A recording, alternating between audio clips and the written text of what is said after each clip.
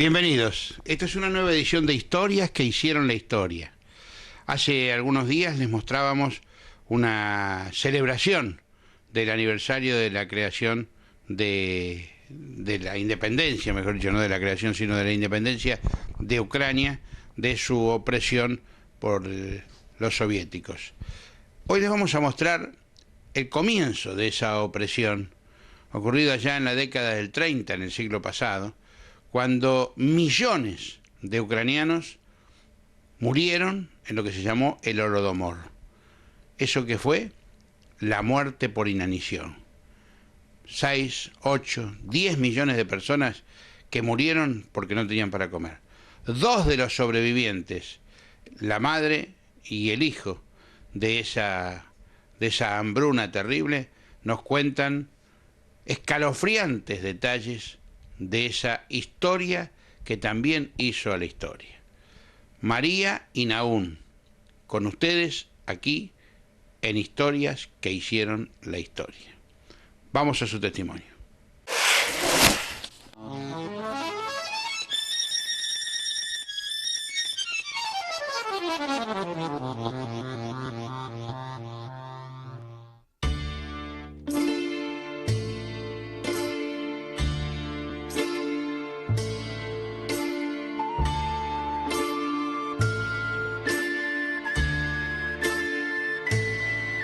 Me llamo María Panasenko.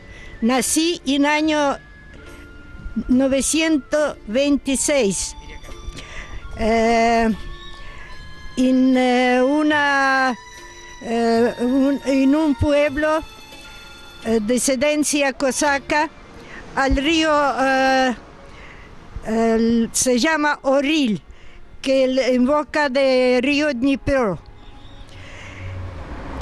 Cuando yo nací ya estaba tomado Ucrania por bolchevique. Eso yo estaba muy chiquita que nosotros agarraron y transportaron porque mis abuelos tenían algunas cosas, como decirlo, tierra y tenía como todo ucraniano. Toda familia nos repartía, vivía todos juntos, los hermanos de mi padre, y toda familia muy, muy numerosa, por eso tenía toda tierra no dividida. Tenía 10 hectáreas de tierra. No es mucho para 17 personas que vivían en ese ambiente. Trabajaron todo como todo campesino, de la madrugada al anochecer, todo verano y primavera y otoño, porque si no trabaja, cuando viene invierno uno se come los dedos únicamente, si no gana algo, que no siembra, no cosecha, algo no hace.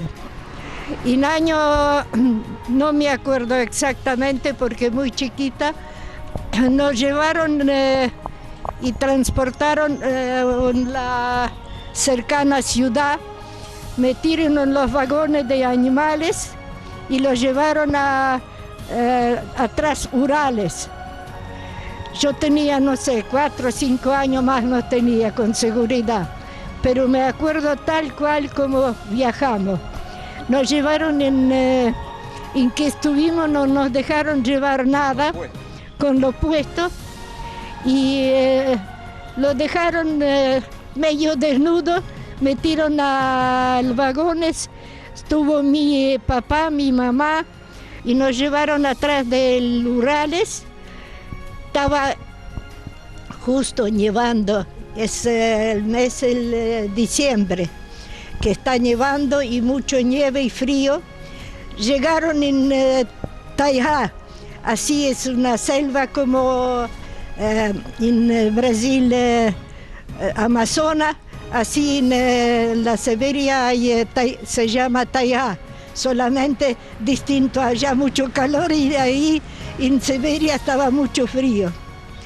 Y nos llegaron en cualquier lugar, en el campo, en misma Taijá, nos bajaron todo y tren arrancó y se fue yendo. Menos mal que los autóctonos, gente que se llamaba el Chukchi, ellos vivían la vida yendo un parte de otra parte, nómada, que estaba pasando, ¿cómo se llama? Pastando, es el Olaini. Sí, digamos, para resumir un poco todo esto, el tema es que después de pasar un tiempo ahí, que se salvaron gracias a la ayuda de esta gente autóctona, después de un tiempo se organizaron de a poco, empezaron a conectarse con la gente del lugar y pudieron volver por distintos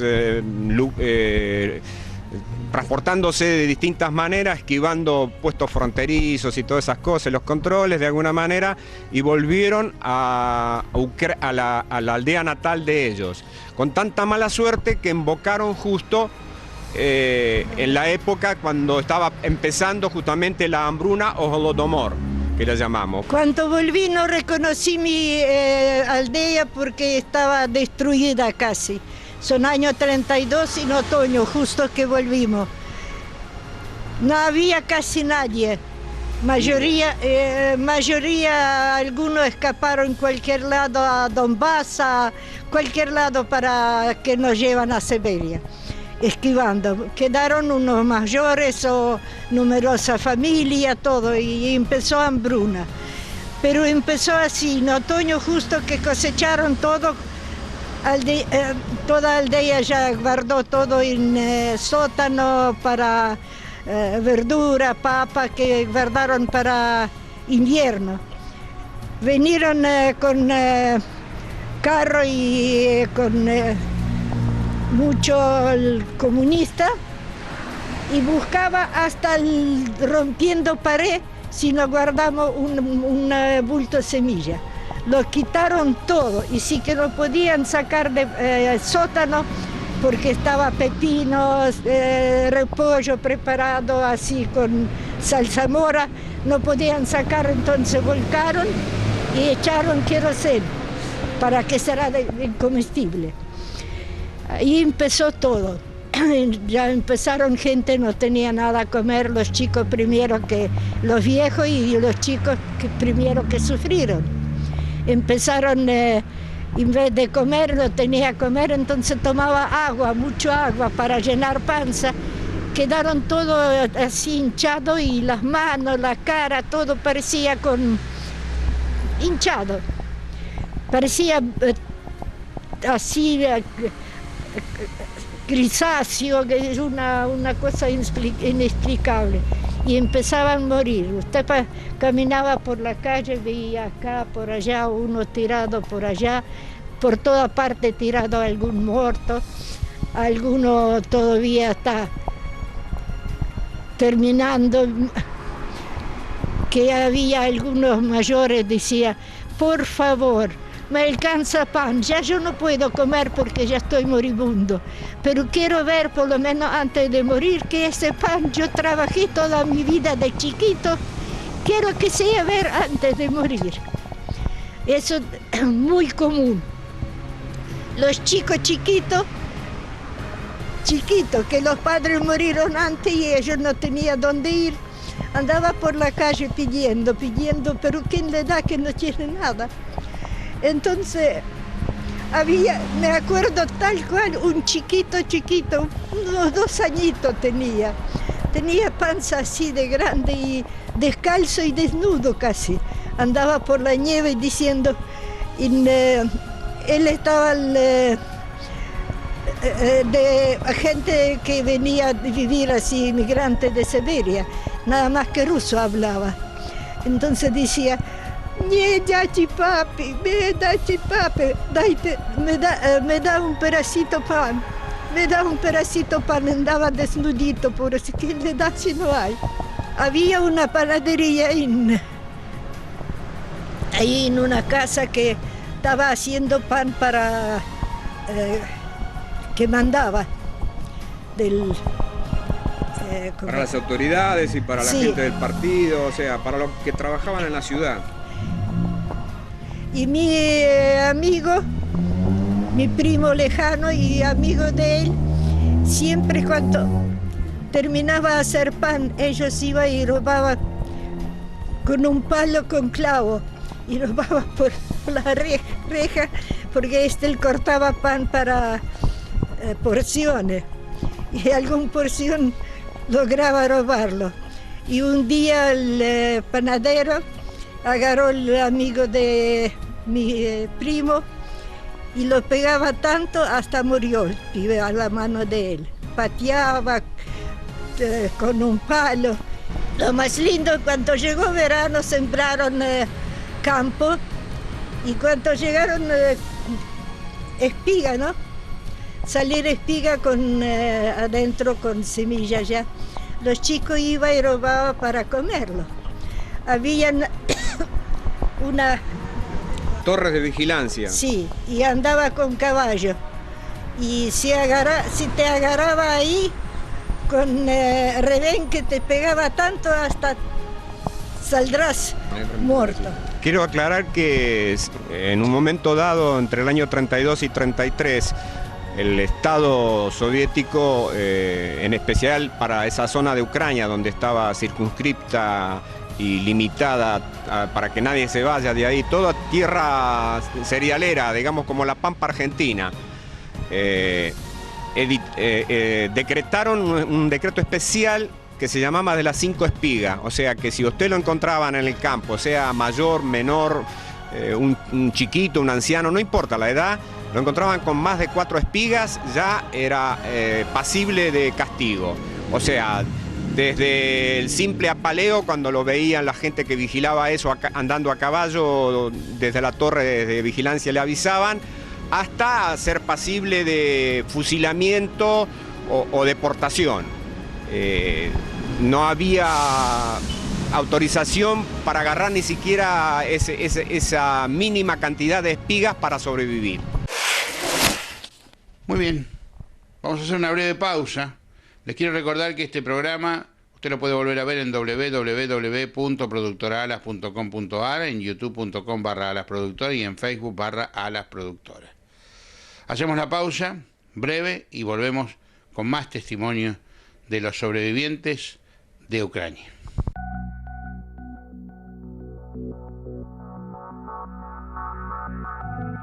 Evitemos el contagio del dengue. Protege tu salud. La infección en ciertos casos puede ser mortal. Los síntomas son fiebre sin resfrío, dolor detrás de los ojos, dolor de cabeza, dolores musculares y de articulaciones, náuseas, vómitos y cansancio intenso. Si presentas alguno de estos síntomas, no te automediques. Acércate al Centro de Atención Primaria de Salud CAPS más cercano a tu domicilio. ¿Cómo prevenirlo? Impedir la reproducción del mosquito transmisor. Para eso, evita tener sitios donde se acumule líquido. Cambia el agua de tus mascotas todos los días. Coloca mosquiteros en puertas y ventanas.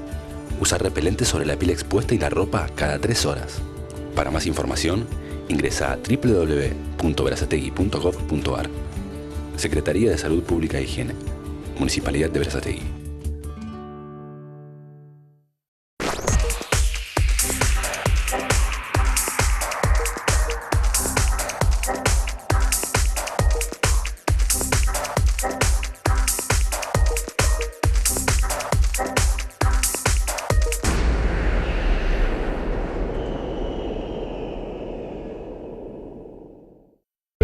En Berazategui cuidamos nuestros árboles. Está prohibida la poda en la vía pública, evita multas. Pero si consideras necesario un despeje o una extracción, informate en www.berazategui.gov.ar/poda. Coordinación General de Higiene Urbana, Municipalidad de Berazategui.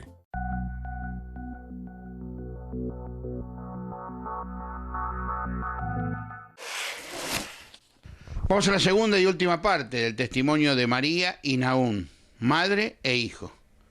Ucrania, ese país del trigo, de las praderas, de ese parecido a la pampa argentina y su llegada después de la hambruna a la vida nuevamente. María y Nahum. Mi papá, como es mecánico de aquella época ya, entonces llevaron a colhoz. Granja colectiva. Había el galpón donde criaba chancho y los llevaron a trabajar en un tractor que manejaba molino, haciendo revasillos de cereales para los chanchos, Chancho le alimentaba y a transporte a Alemania. Pero mi papá aprovechaba que estaba el revasillo, entonces la noche trabajando guardó abajo la camisa un poco de revasillo, traía revasillo a casa y agarramos acerrín de madera, mezclamos y comemos eso. Sobrevivimos gracias de esto.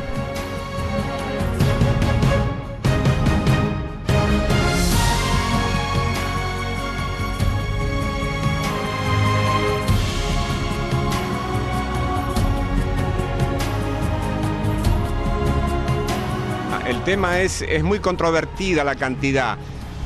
Por las estadísticas a las que se pudo llegar acceso, la misma estadística del Estado soviético, que hasta hace prácticamente un poco menos de 30 años negaba totalmente de que hubiera habido una hambruna de esos alcances.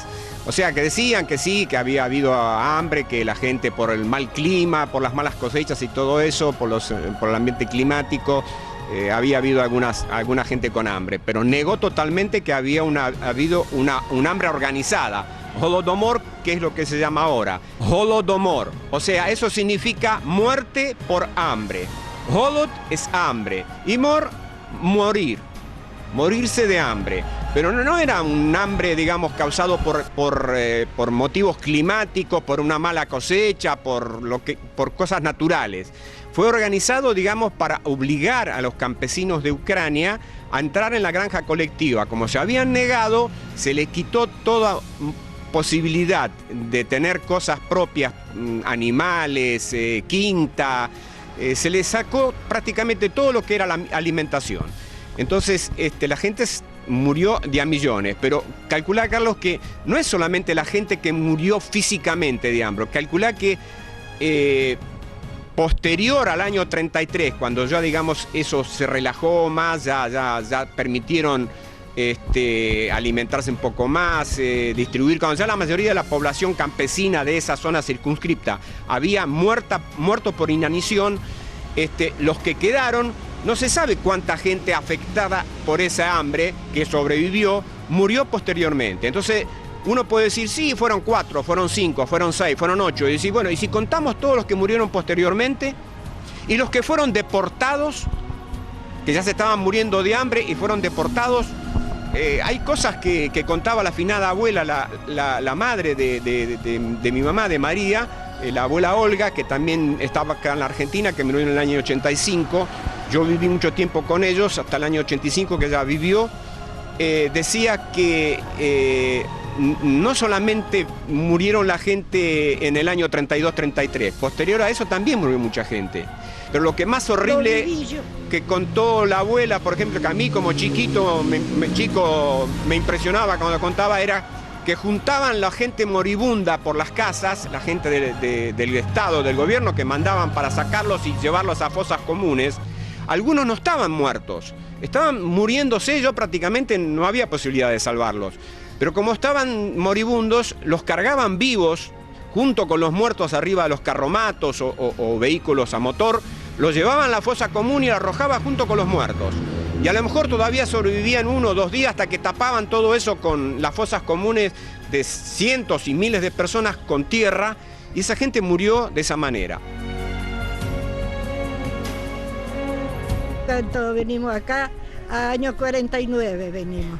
Cuando lo vi, todo pan, carne, no sabía qué decirlo. Sí, veía que gente abajo vagones duermen y comen parrillera. Yo digo, no, acá hambre no vamos a pasar. Y en marzo, fines de marzo de 1949, partiendo desde el puerto de Bremerhaven en barco, en un barco norteamericano que se llamaba General Langford. Desembarcamos en el puerto de la Santa María de los Buenos Aires. Época dorada prácticamente, primer gobierno peronista, año 49, plan quinquenal a full, en marcha, trabajo de sobra para todos lados, comida que no faltaba casi a comparación de lo que ellos comían en Europa. La abuela dice que lloraba porque veía los pedacitos de pan tirados en la calle. Con esa cantidad de pan se hubieran salvado muchos de los parientes y los amigos y vecinos del hambre. El abuelo y la abuela y yo vinimos a Ranelagh, a lo que es hoy el barrio marítimo, pegado frente a la planta de depuración del barrio marítimo, pero del lado de Ranelagh, el día 28 de septiembre, sábado. No sé exactamente la hora, pero creo que entre las 18:30 y las 19:30. En ese horario aproximadamente va a comenzar una exposición. El Centro Cultural Rigoló, detrás de la escuela del Instituto Politécnico. Todo el mundo conoce, ahí hay exposiciones, todo eso. Bueno, acá va a haber una muestra gráfica y con algunas proyecciones en una pantalla o en un televisor sobre lo que fue la hambruna artificial, digamos, organizada, planificada y ejecutada por el Estado contra sus propios ciudadanos. Bueno, я дуже вдячна за те, що мені дозволили сказати правду, гірку правду, що ми пережили. І дуже вдячна всім аргентинцям, що нас прийняли так гарно. Не робили ніхто з нами різниці, ніякої, що ми не аргентинці. Всі були добрі люди, сусіди, допомагали як могли. Дуже вдячна Аргентині, дуже вдячна доктор Musi. Sí, agradece la posibilidad de haber podido reconstruir la vida, trabajar, comer, vivir tranquilo, sin discriminaciones, sin separaciones, o sea que nadie hacía diferencias, y hizo una verdadera apología del gobierno municipal, hablando de Musi, porque dice que cuando nosotros llegamos acá a vivir a Hudson, acá en la esquina donde vivimos, en la 55 y 156, en la 55 y 56 era un verdadero, había una laguna, un pozo donde habían sacado un tronco de eucalipto. Gracias a la gestión o a las sucesivas gestiones del doctor Musi, Hudson no solamente ha progresado, sino que puede decirse que es uno de los privilegiados de la zona de Gran Buenos Aires.